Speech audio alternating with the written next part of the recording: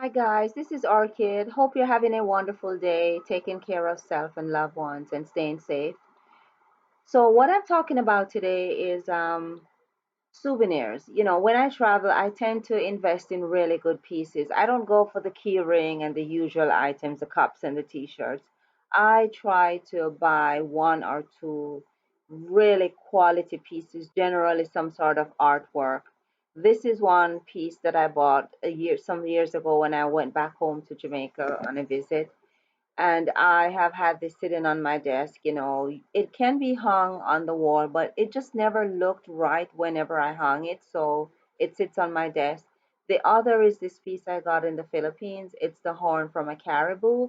Love it, love it, love it, but again, sitting on my desk. So my plan is to just hang it like wall art in a frame, and I got a pair of these frames from Burlington, and they were at a very deep discount because of what's in it. And this is what I normally tell my friends. If you see that frame print or picture that nobody wants, but the frame is great, or you see that ugly throw pillow that nobody wants and it's at a deep discount, if it's a down feather insert, buy it. It's going to be worth it. What I love about this frame is that it has a shadow box effect, and I'm going to use it without the glass because, of course, the items will protrude a lot. Once I remove that pink piece, the back was a little damaged, so I just cut and install another insert, gluing it in with regular masking tape. And this is actually foam board that I use there.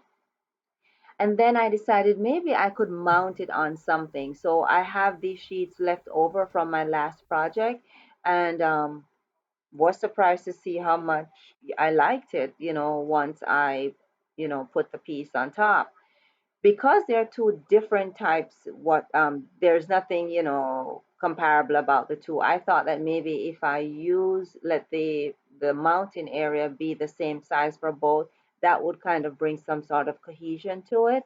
So of course you're going to have to center it and do your measuring and so forth. Then I moved on to gluing it onto the back, and I started first by using a glue stick to put the first piece on, and then I followed up for the second piece because it wasn't sticking properly.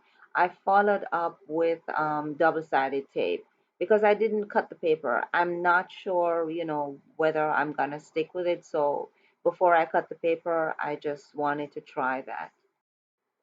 So now I move on to putting the frame back together. And to replace the staples, I use the nails to hold the actual back of the frame in. You have to also put those corner pieces back on because they are what hold your frame together. Because the wall on which I'm going to be hanging the picture has wallpaper on it, I don't want to put any more holes than I need to, because you have those two mounting hanging thing at the end, so you would put two nails, one on each side. I don't want to do that, so instead I'm using twine. And I know there are those 3M stuff like these that I can hang with, but I can tell you guys, these have never worked for me. They always fail. I walk away, and in a few minutes my frame is on the floor. So I'm just using a regular finishing nail. Then, because the piece is heavy, I am going to the first one, I'm going to drill a hole through the back of the picture frame. Then I'm going to drill into the wall through that hole. So when the thing is hanging, it's actually hanging on the wall on top of the picture frame, if you get what I'm saying. Now the next piece is much lighter than the first one. So this one I'm going to hang directly from the frame. So of course it requires me drilling into it, and I'm attaching it with a bolt and a nut.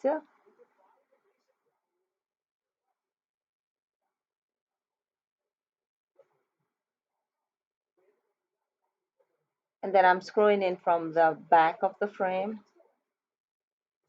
attach the nut to tighten it in place. It was a little hard to get in, so I used the pliers. And this is it, guys. I actually liked how this turned out. The one issue I'm having with this is that when you get very close to it, you can see the line of demarcation where the paper is joined. I wish I could find this type of paper in a longer size. I don't know if if it's available. Let me know if you guys know where I can get that. It's also more pronounced at night when you have the lamp lights on. Here is the horn, and I preferred it hung horizontally. The other way, it looks a little weird. And again, you do see the line of demarcation. But aside from that, guys, this is a great way to kind of, remember the special circumstances under which you bought your souvenirs. This is it without the gold background, and I have to say I am leaning more towards this. It's a little more subtle and, not so in your face.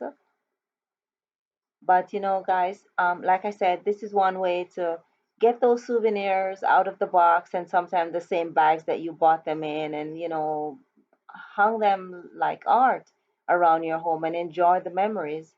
Thank you so much for watching. Bye now.